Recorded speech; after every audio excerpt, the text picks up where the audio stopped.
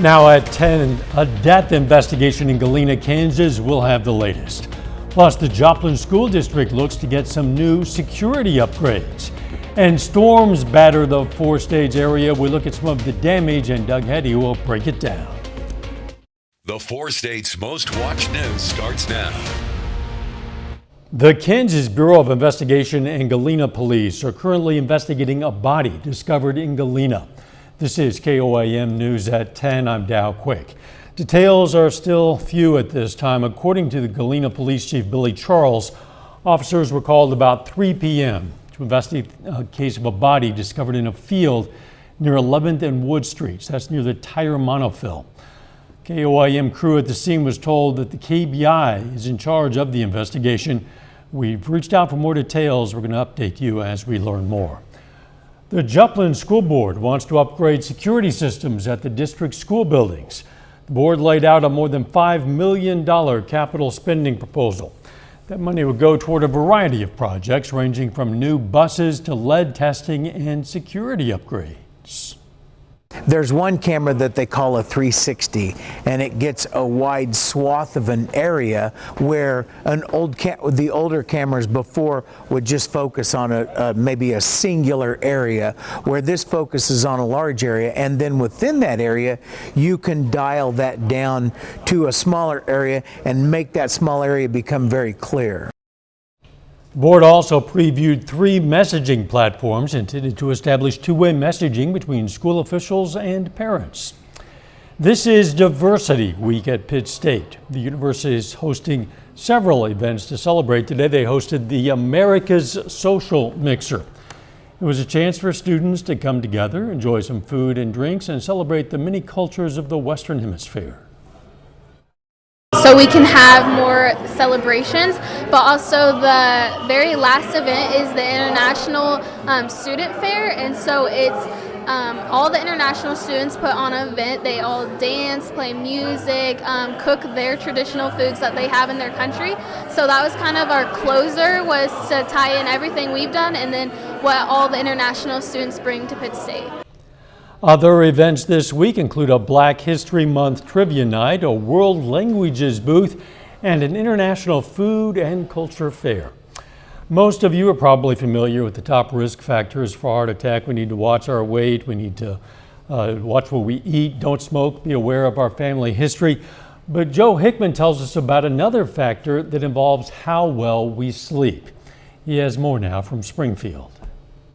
Russ Fowler has come to the Common Sleep Diagnostic offices in South Springfield because he's had problems getting a restful sleep. Then I also noticed that I had been having heart palpitations or arrhythmias, and I wondered if that had something to do with not sleeping well and waking up, or possibly apnea. I'm going to put it right about here. So Fowler is getting an at-home sleep monitor to help in his diagnosis because... No, it's very concerning because I know how important sleep is, and good sleep and restful sleep too. Sleep is restorative, so when your body doesn't get the rest that it needs, it can be detrimental for your health. Impacting people's stress, how they interact with others. Stroke, blood pressure being out of control, a heart attack. In fact, a pair of studies just released found that people with insomnia are 69% more likely to have a heart attack. Insomnia is defined as having at least one of these 3 symptoms for at least 3 days a week for 3 months.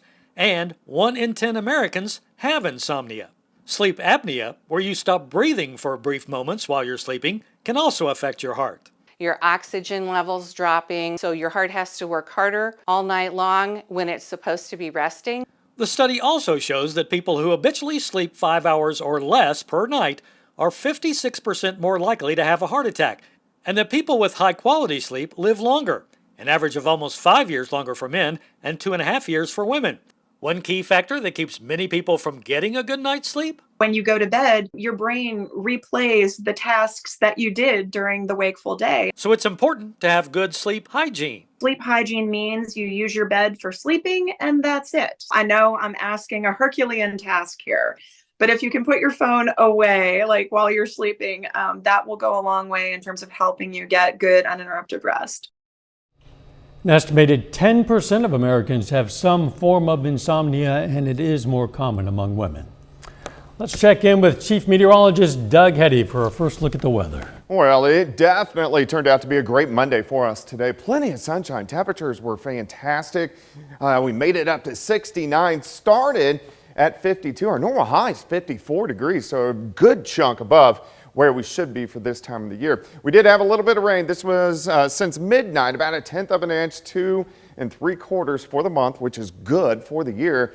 Almost 4.5, so we're actually above normal, which we want because it was so dry in 2022. All right, we're cooling down a bit, mid to upper 40s to near 50 degrees. I think most of us are going to drop off to about 40-ish later on tonight. So it's going to be chilly. You can see we dropped to 43 by 7 a.m. Overnight low of 40, but a quick rebound. Look at this, sunny skies back to 57 by the time 10 a.m. rolls around. All right, clear skies out there for us right now. We're going to continue to have clear skies as we go into Tuesday, of course, behind the severe weather we had last night, so at least we get a little bit of a break. But you can see all the wind reports where we had like trees down or power lines down. We had 2 very tiny little spin-up tornadoes as well, but a lot of people cleaning up debris across the 4-state area, and at least the weather's going to be pretty nice for the next couple days. Another big system moves in Thursday. I'll have those details in just a bit. All right, see you soon. Yes, indeed, a lot of 4-staters are cleaning up damage from last night's storms. We begin our storm damage coverage in Joplin. Those storms last night kept crews busy cleaning up debris and clearing roads. There were several storm damage reports all across the city. Strong winds knocked down a utility pole at East 4th and Ozark. Also knocked over several trees, some of which, as you see, landed on vehicles. Pittsburgh also saw some strong winds. This is video from the Pittsburgh Middle School where winds brought down a big tree. Riverton, Kansas also took a hit from the storm. The high winds damaged the dugouts at the Riverton baseball fields. A farm east of Carthage saw some damaging winds. A row of trees was knocked down. The farm's owner says it seemed like a tornado tore through. You can submit photos of the storm damage on our website, koamnewsnow.com/photos. Because of all that tree damage from last night's storms, the city of Joplin is opening its free tree limb drop-off site. It's going to be open from 8:30 a.m. to 2 p.m. on Thursday, Friday, and Saturday. The drop-off site is at 1702 North Schifferdecker Avenue. Coming up, the U.S. Treasury Secretary makes a surprise visit to Ukraine, plus uncertainty about how COVID-19 originated and where specifically it came from. We're going to have the latest following a new report. U.S. Treasury Secretary Janet Yellen made an unannounced trip to Ukraine today, meeting with the Ukrainian President Volodymyr Zelensky and emphasizing that the U.S. will continue to provide support. The U.S. believes China is close to agreeing to begin supplying Russia with weapons for use in its war with Ukraine. President Biden is warning of consequences if it takes that step. China insists it remains interested in a peaceful resolution in Ukraine and accuses the U.S. of fueling the fight by sending weapons to Ukraine. A deadly shipwreck at sea near the tip of Italy killed at least 63 children and adults. The wooden boat carrying up to 200 migrants broke apart yesterday after setting out from Turkey last week. The migrants, mostly from Afghanistan, Pakistan, and Iran, were spotted by border agents over the weekend, but a patrol dispatched to intercept them turned back because of rough weather. 3 years after COVID-19 swept over the world, there's still debate about just how it began. A new government report suggests it came from a lab leak in China, though it's unclear how certain that report is. Reporter Skylar Henry explains. Sources tell CBS News a classified report from the Department of Energy suggests the COVID-19 pandemic began after the virus leaked from this laboratory in Wuhan, China. But the assessment was made with low confidence, meaning it may have been made with weak data or limited intelligence. We really do want to know what happened here. The White House says the jury is still out on the origins. There is not a consensus right now in the U.S. government about exactly how COVID started. Several agencies believe the virus was first transmitted from animals to humans at a Wuhan wet market. We have to assume that both possibilities are real. Infectious disease expert Dr. Michael Osterholm says looking forward is more important because more than 1 million Americans have died. And we want somebody to blame. What I, as a scientist, want is an answer as to why it happened so that we can be better prepared so it doesn't happen again. The State Department called on China to stop blocking the global health community from collecting the data they need to find answers. We would wish to see from the PRC a greater degree of responsibility. On Monday, Chinese officials denied the virus came from a lab. Republican Congressman Mike Gallagher, the chair of the Select Committee on China, demanded the Biden administration declassify intelligence related to COVID-19's origins. Skylar Henry, CBS News, Capitol Hill. A House subcommittee on the coronavirus pandemic will hold a hearing on its origins next week. A little bit later, this famous orange car crashes in Missouri. The latest on the crash and injuries. Plus, our temperatures continue to stay on the mild side the next couple days, but some changes down the road. We're going to look at that here in just a bit.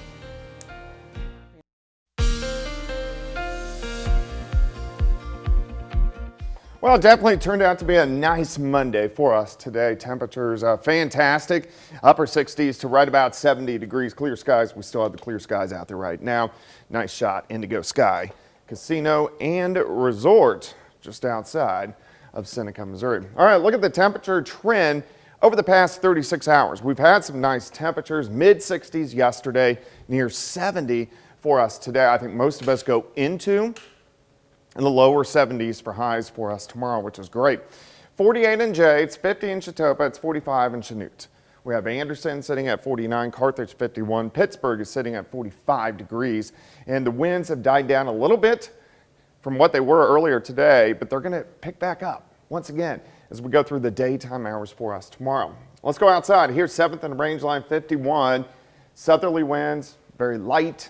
Humidity is at 59%. Through the overnight hours, we drop back near 40. Plenty of clear skies, but a quick turnaround back to 57 with the sunshine by 10 a.m., which is going to be kind of nice to see.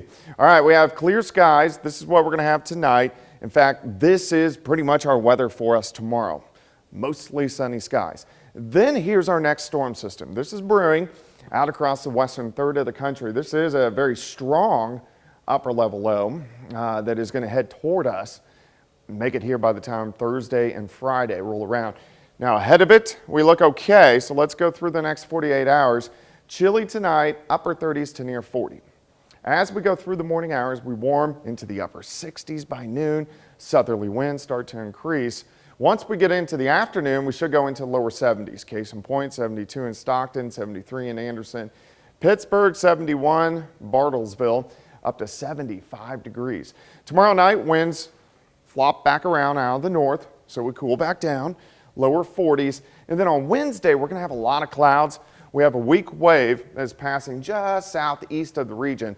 We are just going to see the clouds, and it'll keep our temperatures down just a bit as we go into lower 60s on Wednesday afternoon. All right, here's your day planner. 43 to start, 65 by noon. Look at that high temp, 72 tomorrow. Sunshine, 70 degrees by 5 p.m. And then we still go into lower 60s by the time Wednesday rolls around. All right, next storm system. Showers, thunderstorms increase Thursday afternoon. I think the best severe threat stays just to our south, really eastern Oklahoma toward Fort Smith, but something we want to watch. So showers and thunderstorms through the afternoon Thursday, periods of rain as we go into Thursday night. And then if we can tap into enough cold air, because we are right on the line here, we could switch over to very heavy wet snow, which would accumulate. But this is still 4 days away. We need to see exactly how this storm system comes out. But it should track exactly like it did last time it came through. We're in, of course, the recurring cycle, and it tracked right across northern Arkansas the second week of January, so I expect it to do the same. All right, 72 tomorrow, 62 on Wednesday, 55 Thursday, 38 morning snow on Friday, and then we clear back out, start to warm back up as we go through the weekend. More rain chances next week. 72 tomorrow, chance of snow come Friday. I know, kind of crazy. That's the 4 states for you. Thanks, Doug. Hey, don't forget, you can be the first to know about the day's weather with the KOAM Skywatch weather app. Get severe weather updates sent straight to your phone. It's absolutely free. It's available in the app store of your choice, the KOAM Skywatch weather app. The Missouri Department of Transportation announces lane closures on Missouri Route 59 or Cliffside Drive in McDonald County. It's between Missouri Route 90 and Main Street in Knoll. There'll be traffic delays on Route 50 starting at 7 a.m. next Monday. It will continue for several weeks. The goal is to stabilize the stream bank and make sidewalk improvements along Elk River. MoDOT also announced the temporary closure of Route DD or Waldo Road to I-49 south of Exit 91 south of Nevada. The on-ramp will close from noon to 2 p.m. tomorrow to allow contractors to repair guardrails. There'll be no signed detour, and drivers are urged to find alternate routes. You can go online to KOAMnewsnow.com for a look at road closings and traffic impacts. Coming up, a new tool to protect the world's most endangered animals. One Springfield veterans group says it's not going to be able to help the community as much as usual. The reason, it got what it's calling a surprise utility bill. The American Legion Post must fork over $6,000 for a dead or faulty natural gas meter. In December, around 500 utility customers in Springfield got a heads up they were about to get these bills. Customers still got the energy, but meters did not read correctly. The Post has been paying its bills, but didn't think anything of its low gas use, then learned the meter stopped reading correctly almost 2 years ago. April of 2020 is when we were shut down for COVID. April 6th, that was the city stay-at-home order. We literally was shut down. I did notice a drop in our utilities from March to April of 2020. I went back and verified that. But we were closed, so I didn't think anything of it. And we were closed for a really long time. According to the utilities policy for residential accounts, it can only bill up to 12 months for a dead meter. For commercial accounts like this American Legion Post, it's up to 5 years. A very familiar looking orange Dodge Charger crashed on a highway in southern Missouri yesterday. The General Lee was among hundreds made for the hit TV show The Dukes of Hazzard. Both people in the car were evaluated, taken to the hospital. There's no word on their conditions or what caused that one vehicle accident. The local fire department says more than 300 General Lees were built for the TV show, which ran from 1979 to 1985. Only 17 reportedly survived. Park rangers have a new tool to protect some of the world's most endangered animals. With Africa's wildlife under constant threat, new high-tech cameras are helping track down poachers. Reporter Ian Lee has that story from London. Fighting poaching has been a long road for rangers in Central Africa. The job is dangerous and difficult.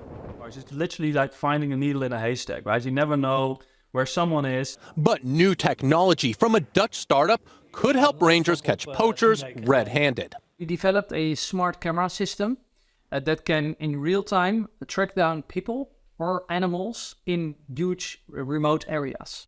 These smart cameras use artificial intelligence to quickly identify what's in the picture and instantly send the images to ranger smartphones, allowing them to act quickly.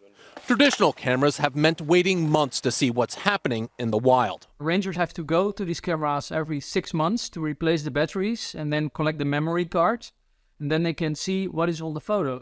Solar power runs these AI cameras, which are also designed to protect hungry elephants, known to destroy plantations and livelihoods. When our cameras detect an elephant, the alarm goes off, and then we hope that elephants will automatically be chased away from the village. Dozens of smart camera traps have been deployed in parks around the world to give conservationists the best shot at protecting endangered animals. Scientists are also testing a cell phone sensor attached to the cameras that can detect nearby SIMS cards, often a sign that poachers are in the area.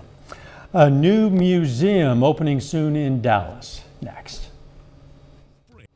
We're getting an inside look at a new museum opening in Dallas, Texas.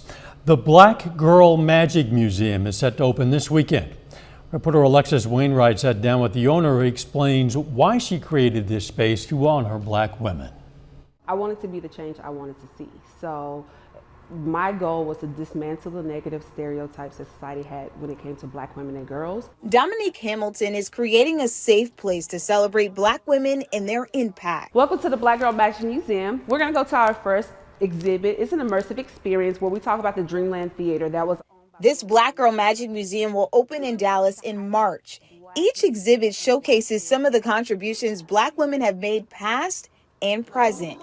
Just a journey from Madam C.J. Walker to Luella Williams, 21 interactive exhibits. Exhibits that support Black art, dance, STEM, and entrepreneurship, which Hamilton said she feels like is missing here in North Texas. I saw in Dallas, Texas, there wasn't a lot of representation, and I saw our girls looking for something of their own. So I wanted to create that so that we know that we belong and we're important and powerful. There's also some exercises throughout the museum that focus on mental health. Highlight Black hair and loving our Black hair. As India Ari said, we're not our hair. Hamilton says she picked this area inside Southwest Center Mall specifically to help young Black girls reimagine all the things that are possible. We wanted to be a part of the revitalization of the Redbird area, to be able to have people to be able to come and get their culture, their history, and also have 21 plus photo installations to be able to take pictures and to be able to see themselves in a lot of the exhibits. Now, if you thought today was unusually warm, well, you ain't seen nothing yet. It's going to be even warmer tomorrow. Yeah, it looks pretty good. Temperatures, they go into lower 70s, 72 degrees for an afternoon high. A little bit breezy during the afternoon. Clouds on Wednesday, 62. Thunderstorms on Thursday could end with a little bit of snow on Friday morning. There you go. 4 states spring. Thanks for joining us. We'll see you right back here tomorrow morning. Show begins at 5 a.m. Let's make it a great Tuesday.